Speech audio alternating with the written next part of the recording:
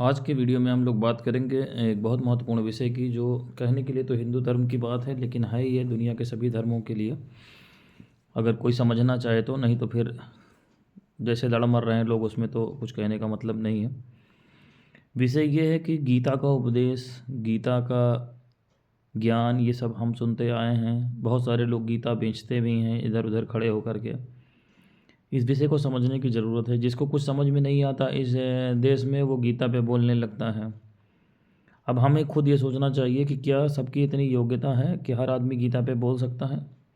गीता की अगर बात करी जाए तो गीता का उपदेश क्या है। अर्जुन युद्ध के मैदान में खड़े हैं, श्री कृष्ण उनसे कह रहे हैं कि तुम युद्ध नहीं कर रहे हो। उसी समय गीता का उपदेश उन्होंने दिया था कि उन्होंने कहा कि मेरे ये सब भाई भतीजे रिश्तेदार हैं, मुझे किसी चीज़ की ज़रूरत नहीं है, सब राजपाट इनको दे देता हूँ और ये मैं छोड़ छाड़ के चला जाता हूँ। इसमें युद्ध की क्या ज़रूरत है। इतने छोटे से प्रयोजन के लिए युद्ध की क्या ज़रूरत है कि ये रुपया पैसा नहीं चाहिए मुझे, जैसे हम लोग बात करते हैं। तो भगवान श्री कृष्ण जो बोलने वाले हैं गीता का उपदेश, वो कौन है? वो परमात्मा है, पूर्ण व्यक्ति हैं। और जो सुनने वाला है अर्जुन, वो कौन है? वो उनको पूरी तरीके से समर्पित व्यक्ति है। तो जो उनके द्वारा कहा जाएगा और अर्जुन के द्वारा समझा जाएगा, क्या हम वही गीता को पढ़ के समझते हैं? या गीते पर जितने लोग बकवास करने के लिए कमेंट्री बांटते हैं, उसका अर्थ लेकर के पंडित पुरोहित बांटते हैं या जो लिखते हैं, क्या वो वही कह सकते हैं जो श्री कृष्ण ने कहा है अर्जुन से? या उसको सुन के संजय ने लिखा तो संस्कृत में लिखा, क्या वही हूबहू ट्रांसलेट किया जा रहा है? गीता पे कमेंट्री कौन कर सकता है? जिसको पूर्ण अवस्था प्राप्त हो, जिसको ईश्वर की अनुभूति हो, जिसको खुद ईश्वर मिल गया, क्योंकि तब वो वही है जो श्री कृष्ण की चेतना है। जैसे रामकृष्ण परमहंस अगर वो गीता पे कुछ कहते हैं तो वो वही कहेंगे जो श्री कृष्ण ने अर्जुन से कहा था। या जो है आप भगवान रजनीश जिसको कहते हैं ओशो, उनकी गीता पे कमेंट्री है, आप एक बार पढ़ो, आपके समझ में आ जाएगा कि गीता में क्या है। तो पहले तो इस भ्रम से बचें कि किसी ने क्या कहा क्या नहीं कहा। जिन लोगों को गीता के विषय में इंटरेस्ट है वो पहले उसको ऑडियो बुक उसका सुन लें, और बेस्ट होगा कि आप ओशो रजनीश का ही सुने, क्योंकि उसमें बहुत विस्तृत विवेचन है, दिया गया हर चीज़ की व्याख्या है, और तब आप उसको समझ पाएंगे। क्योंकि उन्होंने जो कुछ कहा उसमें गीता को जो कर्म का उपदेश कहते हैं, एक तो उन्होंने ये कहा अर्जुन से श्री कृष्ण ने कि तुम्हारे मारने से कुछ नहीं होने वाला, यानी सृष्टि का क्रम उन्होंने समझाया कि तुम मारोगे, इस गलतफहमी में न रहना। जिसको तुम देख रहे हो, उन्होंने विराट स्वरूप भी दिखाया कि ये लोग पहले से मर चुके हैं। इसका कहने का प्रयोजन क्या है कि ये संसार में जन्म मरण का क्रम चलता रहेगा। तो ये हत्या जैसी कोई बात नहीं है। उनको हत्या का जो है दोष पकड़ रहा था कि मैं हत्या कर रहा हूँ, तो उन्होंने कहा तुम्हारे भरोसे ये लोग नहीं, तुम निमित्त मात्र हो, तुम मारोगे, तुम्हारे चाचा हैं, भाई हैं, भतीजे हैं। लेकिन इससे कोई भी सीखने की बात क्या है? महत्वपूर्ण कितना जो है व्यक्ति हो, चाहे अर्जुन थे, उन्होंने अर्जुन से कहा कि तुम जो है श्रेष्ठ धनुर्धर अर्जुन हो, ये तुम्हारे चाचा हैं, भाई हैं, इस वजह से ये नहीं बच जाएंगे। इन्होंने अगर पाप किया है, द्रौपदी उस सभा में थी, उनके कपड़े उतारे जा रहे थे, दुशासन उनका चिन्हरण कर रहा था, तो यही भीष्म पितामह, धृतराष्ट्र, तुम्हारे भाई जो है दुर्योधन, दुशासन, ये सब मौजूद थे। तो क्या इन्होंने तलवार निकाली उसको बचाने के लिए? किस तरीके वहाँ पे अधर्म हुआ, सब खड़े थे सर मतलब झुकाए हुए पूरी तरीके से। तो इसका उनका प्रयोजन क्या था कहने का कि जहाँ अधर्म की बात आएगी, वहाँ कितना भी महत्वपूर्ण व्यक्ति हो, उसका कोई भी संबंध हो, ईश्वरीय नियम उसको नहीं बख्शेगा। ये आपको सीखने की ज़रूरत है गीता के इस उपदेश से, कि संसार में आप चाहे जितने महत्वपूर्ण हो। अब होता क्या है कि बाहर के लोगों को तो हम ज्ञान बांटते हैं, अब हमारे घर में कोई अपराधी निकल गया, चोर निकल गया, उसको पुलिस पकड़ के जेल ले जा रही, तो हमको बहुत कष्ट होता है। फिर जाके हम मंदिर में घंटा बजाते हैं, अरे मेरे साथ कैसा हो गया, मैं तो रोज़ मंदिर आ रहा हूँ, तुम्हारे भगवान के ऊपर आप एहसान लादने लगते हो। तो ये इससे सीखने की ज़रूरत है कि प्रकृति के नियम सबके लिए समान रहेंगे। खुद जो है श्री कृष्ण के जो माता पिता थे देवकी वसुदेव, उनको कंस ने कितना अत्याचार किया। भले उन्होंने कंस का बाद में वध कर दिया, लेकिन जो उनके शरीर पे अत्याचार हुए, क्या वो मिट गए? वो तो उनको झेलना पड़ा, क्योंकि उनके प्रारब्ध उस तरीके के किसी न किसी तरीके के थे, जितने लोगों को जो कष्ट मिला। तो एक तो बात यह है कि कितना भी महत्वपूर्ण व्यक्ति हो, अगर वो प्रकृति के नियम के विपरीत चलेगा तो उसको दंड भुगतना ही भुगतना। इसलिए इतने बड़े बड़े धुरंधर उसमें मारे गए। दूसरी बात है कि श्री कृष्ण ने जो इसमें ज्ञान का उपदेश दिया, ये श्रीमद् भागवत महापुराण से मैं इसको बताऊंगा आपको। श्रीमद् भागवत महापुराण लोग खाली बस जाके नाच गाना देख करके चले आते हैं, क्योंकि बाँचने वाले भी वैसे हैं। श्रीमद् भागवत महापुराण सबसे पहले गीता को जिसको समझना है, उसको श्रीमद् भागवत महापुराण को पूरा सुनना चाहिए। ऑडियो सुनिए आप, उसकी ऑडियो यूट्यूब पे मौजूद है, गीता प्रेस गोरखपुर, क्योंकि आप सुन सकते हैं, सबसे आसान है। कि क्या कहा गया, भागवत भागवत भागवत रटते हैं, भागवत में कहाँ क्या गया है, भागवत से लोग दूर क्यों भागते हैं, भागवत को नहीं सुनना चाहते? क्योंकि भागवत जब आप एक बार भी सुन लोगे, श्रीमद् भागवत महापुराण, तो आपको ये मृत्यु का जो भय खत्म हो जाएगा और इस संसार का क्रम समझ में आ जाएगा कि अगर हम इंसान हैं तो क्यों हैं, कोई पशु है तो क्यों है, और हमारा प्रयोजन क्या है। उसमें इतने उपाख्यान दिए, कपिल मुनि का उपाख्यान है, भरद्वाज जी का है, दत्तात्रेय जी का है, जहाँ नर नारायण का, जहाँ भगवान ने इतने अवतार लिए हैं, क्यों लिए हैं। या ये सुखदेव जी सुनाते हैं जाकर के राजा परीक्षित को, तो ये क्यों है कि ये जन्म मरण के बंधन से मुक्त होने का जो एक पूरा उपदेश उसमें दिया गया, पूरी व्याख्या बताई गई, इतनी विधियाँ बताई गई हैं, उसका प्रयोजन ये है कि मनुष्य जन्म मरण के बंधन से मुक्त हो जाए। यही श्रीमद् भागवत महापुराण का उपदेश है। और यही उसी का सारांश उपदेश जो है श्री कृष्ण ने अर्जुन से कहा गीता में, जो उन्होंने कहा। अब उसमें देखो अर्थ का अनर्थ कैसे होता है। जब आप भागवत को समझे रहोगे, पढ़े रहोगे, तब आपको गीता का उपदेश समझ में आएगा। जैसे उन्होंने कहा कि वृक्षों में पीपल मैं हूँ, तो लोग जाके पीपल में ही पूजा करने लगते हैं कि श्री कृष्ण इसी में मौजूद है। वृक्षों में पीपल अगर कहा गया है, गायों में कामधेनु कहा गया है, तो उनका कहने का मतलब क्या है, उन्होंने गुणों की तुलना की है। पीपल का वृक्ष और वृक्षों से कैसे अलग है। पीपल का वृक्ष किसी कार्बन डाइऑक्साइड नहीं छोड़ता, कभी नुकसान नहीं हो सकता, रात में आप उसके नीचे सो जाएं, सिर्फ ऑक्सीजन छोड़ता। कामधेनु सभी मानव कामनाओं को पूरी करने वाली है।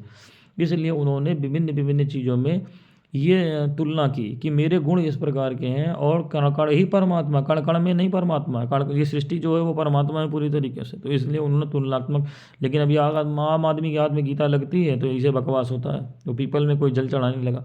इसलिए किसी ऐसे योग्य व्यक्ति की कमेंट्री सुने जिसको पूर्णावस्था प्राप्त हो गई हो, तो वो आपके संदर्भ में बताया गया। वो जो है घटना कब घटी, द्वापर युग में, युद्ध के मैदान में, जब कृष्ण और अर्जुन खाली आमने सामने थे। उन्होंने कहा, उन्होंने सुना, यानी बोलने वाले की।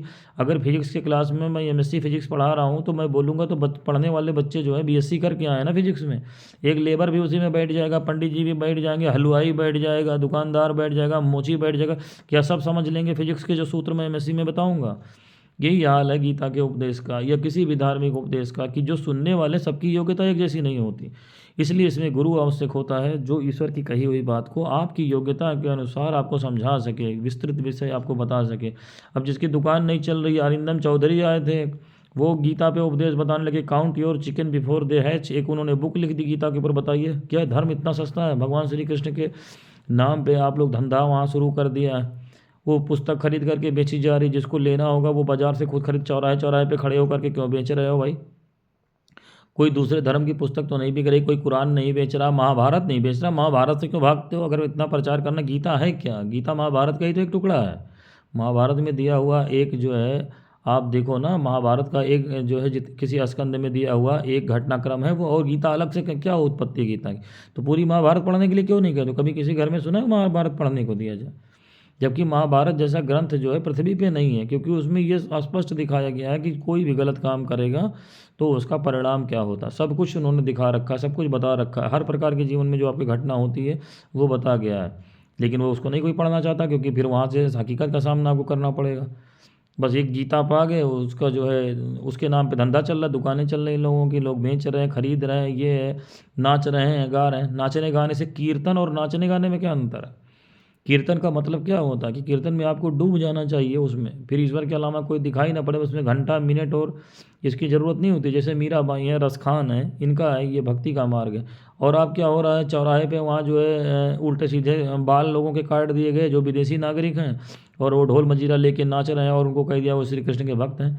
उनकी आस्था अगर है भगवान श्री कृष्ण के ऊपर, तो वो उनका उद्धार तो कर देंगे, क्योंकि वो विदेशी नागरिक होते हुए भी हिंदू धर्म में इतनी आस्था रखते हैं कि हाँ उनके नाम पे जो कहा जा रहा है वो कर रहे हैं। लेकिन जो लोग उनसे ये करवा रहे हैं वो तो हिंदू हैं, उनको तो पता है कि हम ठग रहे हैं लोगों को।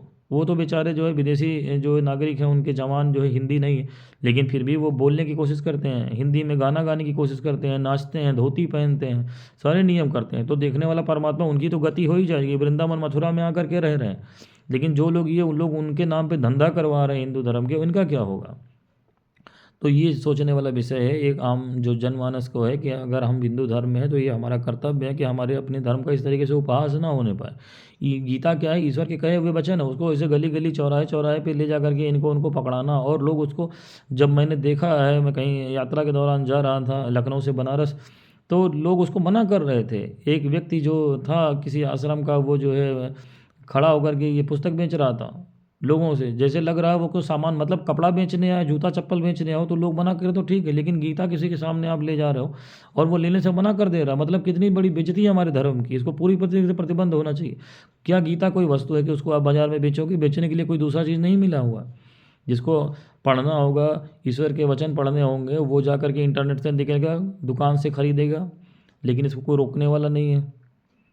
तो इसको आपको सोचना होगा, आप खुद से जागना होगा, तब जा कर के आपका कहीं उद्धार हो सकता है। और इस तरीके से गीता खरीदना और लोगों को बांट देना, डर के मारे कि मैंने पुण्य खरीद, स्वर्ग का टिकट नहीं बिक रहा है कहीं आपकी, गीता वहाँ से खरीद के लाए। लोग खरीद भी लेते हैं, मैंने देखा वो क्या करते हैं, मंदिरों में ले जाकर रख देते हैं, अपने घर पे आने वाले पंडित जी को देते हैं, क्योंकि वो उनको घबराने वाली है भाई, उसके अंदर जो लिखा है उससे आपको वैराग्य उत्पन्न हो जाएगा, पत्नी छूट जाएंगी, बच्चे छूट जाएंगे, कहीं संसार न छूट जाए, डर तो सबको यही पकड़े।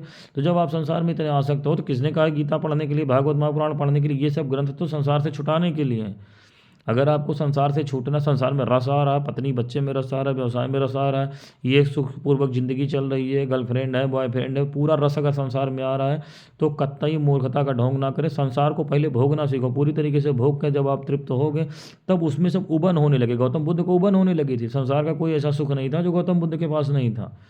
गौतम बुद्ध के पास जो वहाँ की सुंदरतम स्त्रियाँ थीं, उनके रास्ते में खड़ी रहती थीं, और उनको ना तो धन की कमी थी, ना किसी सुख सुविधा की। वो उनको उबन पैदा हुई, तब वो निकले, तो फिर उनको भटकाव नहीं हुआ। अभी क्या आदमी आधा आधा है, अब उसको भगवान भी चाहिए, परमात्मा भी मिल जाए, वैराग्य भी हो जाए, और वहाँ जो टीवी में देख के वहाँ हीरोइनें भी पसंद आ रही हैं, वहाँ उनके पीछे भाग रहे हैं, अच्छी गर्लफ्रेंड चाहिए, एक पत्नी से संतोष नहीं है, 10 स्त्रियों से संबंध चाहिए, क्योंकि मीडिया में ऐसा दिखा रहा है, लिव इन रिलेशन चाहिए, एक्स्ट्रा मैरिटल अफेयर चाहिए। तो ये सब करो, किसी ने रोका नहीं है, ये आपका कर्म है, ये परमात्मा देखेगा। लेकिन ये सब करके आओ, तो एक रास्ता पकड़ो कि उधर से तृप्ति हो गई है ना, तब आप भागवत महापुराण और गीता और ये सब पकड़ो, जो संसार से छुड़ाने वाले, संसार में फंसाने वाले नहीं है। इसलिए दोहरा जीवन जो है, जीने से कोई फ़ायदा नहीं है। जो लोग इस तरीके के चक्करों में फंसे हुए हैं, भी स्पष्ट समझ लें कि जब तक आपका मन इन वासनाओं से तृप्त होकर के उनको छोड़ने को तैयार ना हो, क्योंकि मन से ही आपकी गति हो। एक बार तो मन में संकल्प होना ही चाहिए कि मैं इन सब चीज़ों से ऊब चुका हूँ, अब ना मुझे सुंदर स्त्री की तरफ भागना है, क्योंकि ये शरीर थक रहा है। जब आपको मृत्यु दिखाई पड़ने लगे कि हाँ मौत एक दिन आएगी ही आएगी, ये सब यहीं धरा धरा रह जाएगा, जब ऐसी अंदर से स्थिति हो कि ना तो पत्नी साथ जाएगी, ना गर्लफ्रेंड जाएगी, ना कुछ धन लेकर मैं जाने वाला हूँ, जिसके लिए एक कोल्हू का बैल बना हुआ, सवेरे 10 बजे से लेकर रात 10 बजे तक दौड़ता हूँ, और ये सब यहाँ मेरी आने वाली पुश्तें भुगतेंगी, मैं तो मर जाऊँगा इस एक दिन। जब ये चिंतन हो आपका अंदर से, ऐसी जो है भावना विचार हो, इस दिशा में करो। नहीं समझ में आता, शमशान जाओ, रोज़ शमशान जाओ, लोगों को जलते हुए देखो, मरते हुए देखो, तो आपकी बुद्धि जो है कहीं से खुलेगी। तब आप गीता और भागवत महापुराण और इन सब चीज़ों की तरफ जाओ। अन्यथा अपने आप को बेवकूफ़ ना बनाओ, एक सामान्य जीवन जियो, बढ़िया से बढ़िया खाना खाओ, बढ़िया से बढ़िया स्त्री को भोगो, बढ़िया से बढ़िया गाड़ी खरीदो, होटलों में जाओ, क्लब में जाओ, क्योंकि उससे कहीं आपका मन तृप्त हो रहा है। इस जन्म की यात्रा नहीं तो अगले जन्म में जब पैदा हो गए मरने के बाद, तो कम से कम ये चीज़ें तुमको आकर्षित तो नहीं करेंगी। जो तुम साधु महात्माओं को देखते हो कि पैदा होते ही वैराग्य हो गया, उनके पीछे उनकी बड़ी लंबी यात्रा है। तुम उनके इस जन्म को देखते हो कि शंकराचार्य पैदा हुए और घर परिवार छोड़ के निकल लिए, लेकिन उनके पीछे के जन्मों का तुमको ध्यान है? वो उन सभी सुविधाओं को अपने पीछे के जन्मों में भुगत करके आए हैं, तो उनकी उनमें आसक्ति नहीं है, क्योंकि जो यात्रा इस जन्म में हो जाती है, आगे वो कंटिन्यू रहती है अगले जन्मों में। तो आपने जो चीज़ें इस जन्म में भोग ली है, कोई इस जन्म में राजा रहा हो, तो अगले जन्म में उसको धन की आसक्ति नहीं होगी, उसका मन नहीं लगेगा। समझ गए?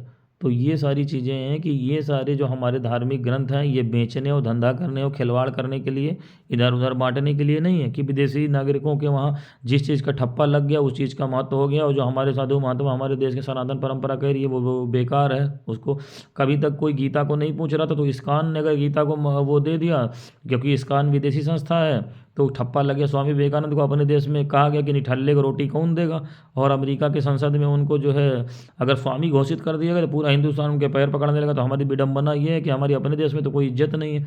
अब तुम्हारे देश में जो है एलोवेरा, जिसको घिकवार कहते हैं, कोई नहीं पूछ रहा था, विदेशों में कह दिया 300 एलिमेंट है उसके अंदर। देखो गेहूँ के ज्वारे का रस कह दिया कि उसमें 100 एलिमेंट है, तो वो देखो आप कितना प्रचार हो गया। लोग गेहूँ के ज्वारा गमले में लगा के पिए जा रहे हैं। समझ गए? सरसों का तेल लगा रहे थे अभी तक, हमारे जो है जितने बूढ़े बुजुर्ग हैं बताते थे कि लगाओ भाई, उससे खुजली नहीं होगी, ठंडक में जरूरी है मालिश। तो वो जाहिल गंवार थे। अब विदेशों में कह दिया कि उसमें सल्फर है, स्किन डिजीज नहीं होगी, तो आप उसको मान गए। तो इन सब मूर्णताओं से पहले तो इस देश के लोगों को बाहर आने की ज़रूरत है कि अपने धर्म की ये जो परंपराएं चल रही हैं उनको वैज्ञानिक दृष्टि से समझिए कि कहा गया। क्योंकि हमारा जो प्राचीनतम विज्ञान है, आज के आपकी जो साइंस खोज कर रही है, 200-300 साल पुरानी है। मॉडर्न साइंस जो है हमारी तो लाखों साल पुरानी है। जो आप उठा करके देखो, धन्वंतरी की किताबें जो लिख रखी हैं आयुर्वेद में, आज तक आपका विज्ञान नहीं देख पाया। जो एनाटॉमी फिजियोलॉजी का वर्णन आज के जो है 200-300 साल चीर फाड़ करके शरीर को देखा गया है, हमारे जो है उसमें ग्रंथों में मौजूद है, जो हम पढ़ते हैं मेडिकल साइंस में, एनाटॉमी फिजियोलॉजी बायोकेमिस्ट्री, इसका वर्णन आज के लाखों साल पहले हमारे ऋषियों ने जो ग्रंथ लिखे हैं उसमें कैसे आ गया। पतंजलि योग सूत्र में सूक्ष्म से सूक्ष्म नाड़ी का वर्णन है, 72 करोड़ नाड़ियों से सूक्ष्म शरीर बना हुआ है, कैसे पता चल गया? क्योंकि हमारे ऋषियों के पास तो जो ज्ञान था वो दिव्य दृष्टि का है, उन्होंने देखा ना शरीर को। दोनों चीज़ें मैच कैसे कर रही हैं? मॉडर्न एनाटॉमी जो लाश को काटने के बाद खोल करके देखी गई, और हमारे ऋषियों ने खाली बिना किसी लाश को काटा कैसे कर दिया? सुश्रुत जो प्लास्टिक सर्जरी के जनक कहे जाते हैं, कैसे हो गए इतना पहले? तो आज का ज्ञान कभी इस गलतफहमी में ना रहोगे आप। पहले हमारा जो प्राचीनतम ज्ञान है उससे कहीं एडवांस है। अभी ये नए सिरे से विदेशों ने खोज कर रखी है, हमको खोजने की ज़रूरत नहीं है। हमारे पास जो था हमको उसको पहले पुनर्जीवित करने की ज़रूरत है, उसको संजोने की ज़रूरत है। नालंदा में उसमें विश्वविद्यालय में आग लगवा दिया उसने जो है मुगल आक्रमण में, तो कितनी चीज़ें जल गई। और विदेशी वहाँ से चाइना वाले उठा करके ले गए, उसी से चाइना की मेडिसिन आज देखो कितनी आगे दुनिया में। तो चाइना के पास ज्ञान कहाँ से आ गया? हमारे वहाँ से ले गया है ना। बौद्ध धर्म कहाँ से गया? हमारे वहाँ से गया। लेकिन वही है कि हमको अपनी तो कहीं से कोई समझ नहीं है, बस इनके उनके प्रचार के पीछे ये मिल जाए वो मिल जाए, वहाँ चले जाए, इनके पीछे उनके पीछे घूम ले, ठप्पा लग जाए बस। और नहीं तो किसी मंदिर मानते का मठ का पद मिल जाए, क्योंकि वहाँ चढ़ावा आता है तो बेरोजगारी दूर हो जाएगी, खाने की मिलेगा। स्त्रियाँ वहाँ आती ही आती, कौन सा कुकर्म आप कर रहे हो, कौन देख रहा है? तो इन सब मूर्खताओं से बाहर आएँ। जो आम जनमानस हैं वो पहले तो अपनी विवेचना करें। आप श्रीमद् भागवत महापुराण को सुने, ऑडियो अब यूट्यूब पे उपलब्ध है। इतना मॉडर्न युग का जो आप लाभ ले सकते हैं। गीता पे कमेंट्री सुने ओशो की, उसके बाद इस दिशा में कुछ करें कि अगर गीता पुराण या और धार्मिक यात्रा आप करना चाहते हैं तभी आपका सार्थक है, अन्यथा बेकार में इन चक्करों में ना पड़े। सामान्य जैसा जीवन चल रहा है वैसा चलें। हरिओम।